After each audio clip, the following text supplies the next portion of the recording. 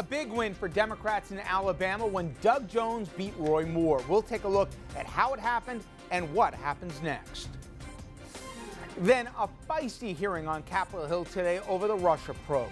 Republicans saying the Mueller probe is biased, but the Deputy Attorney General says it's all been above board. Our legal panel joins us to hash it out. Then the corruption trial of former top Cuomo aide Joe Percoco. It is starting next month. How damaging could this be for the governor? Evening, everybody, and welcome to RFL. I'm Richard French. Thank you so much for joining us tonight. And what a night it is the day after. For the first time in more than 20 years, the Democrats won a Senate seat in deep red Alabama. Here's Doug Jones after he beat Roy Moore by a razor-thin 1.5 margin. We have been at crossroads in the past, and unfortunately, we have usually taken the wrong fork. Tonight, ladies and gentlemen, you took the right road.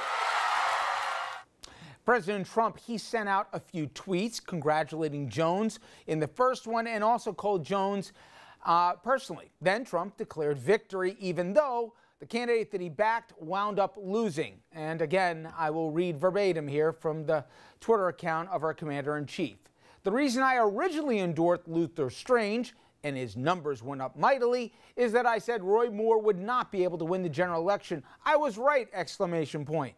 Roy worked hard, but the deck was stacked against him. Well, first of all, not true, but let's get past that for the moment. Now, the race, it split the Republican Party. Many top Republicans, they bucked the president and refused to support Moore due to all the allegations against him.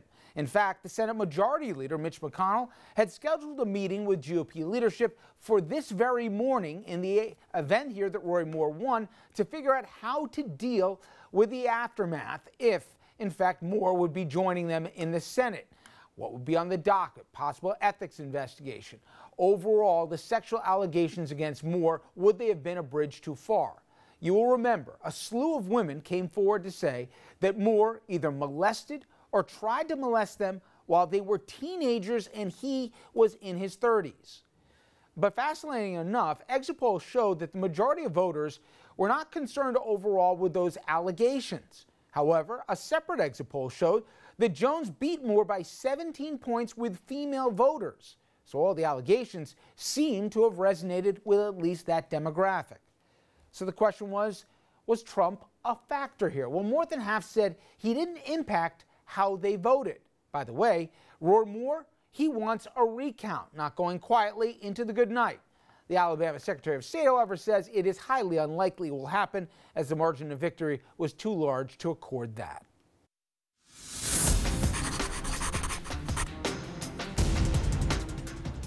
It's impossible to overstate just how seismic and upset and significant, for that matter, an outcome last night's result in Alabama is.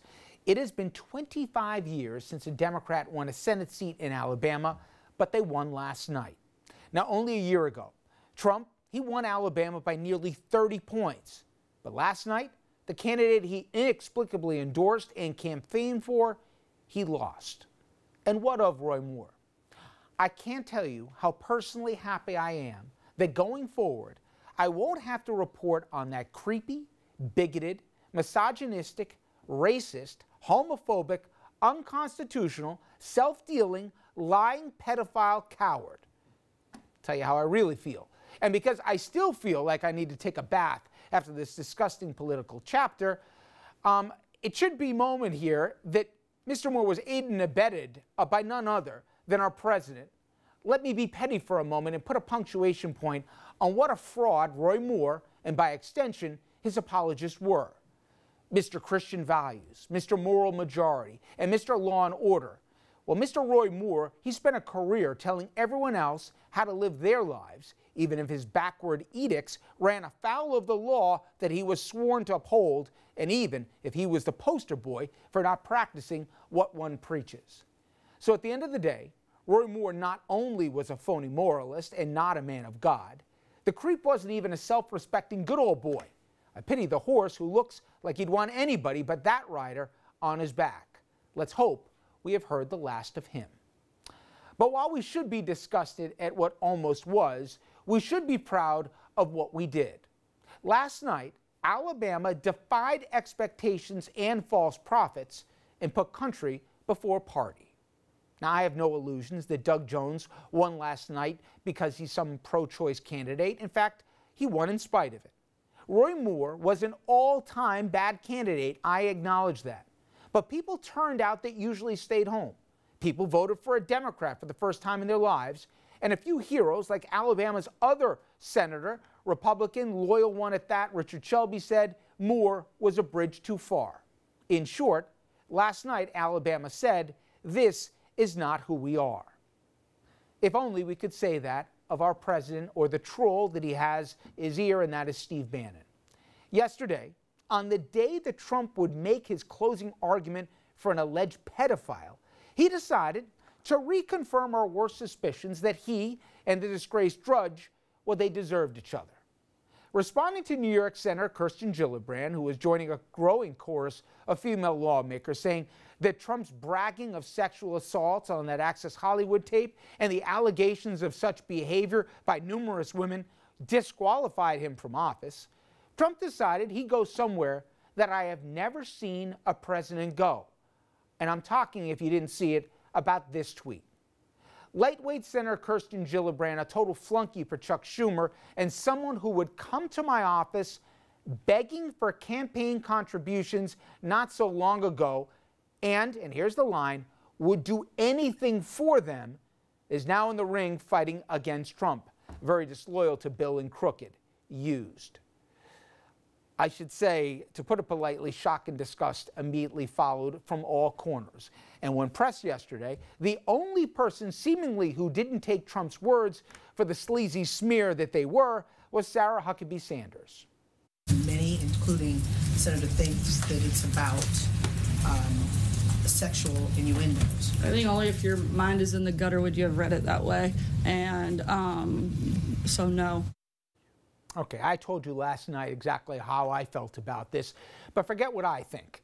The USA Today, hardly some liberal scribe here, they took no prisoners today on their editorial page, and I'm going to read a portion for you.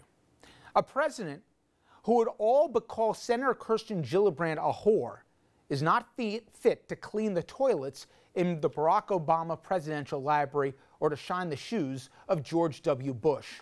Donald Trump, the man, is uniquely awful. His sickening behavior is corrosive to the enterprise of a shared governance based on common values and the consent of the governed. Boom. It also went on to say this. The nation doesn't seek nor expect perfect presidents, and some have certainly been deeply flawed. But a president who shows such disrespect for the truth, for ethics, for the basic duties of the job, and for decency towards others, fails at the very essence of what has always made America great. In less than a year, I have sadly abandoned hope that this president will or can act presidential. We are too close to this very moment in history, I believe, to truly appreciate how un-American and how opposed to our national interest here Donald Trump is. And I say this with no joy, no hint of I told you so, and most troubling, no doubt I will continue to be proven right. Every day, he says or tweets something that defies explanation and has Washington and the press corps trying to either expose the lie, explain the consequence, or mitigate the damage. It's both exhausting and increasingly dangerous. But for one night, we saw a glimmer of hope, that in the dwindling base that he plays to, even they saw the sham. Alabama did us proud last night, and hopefully the message was received to Republican lawmakers coast to coast that with midterms fast approaching, the emperor has no clothes. Coming up next, we take a look at the fallout from the big Democratic win in Alabama last night and what this might mean for the GOP and the president. Is he now toxic to the GOP?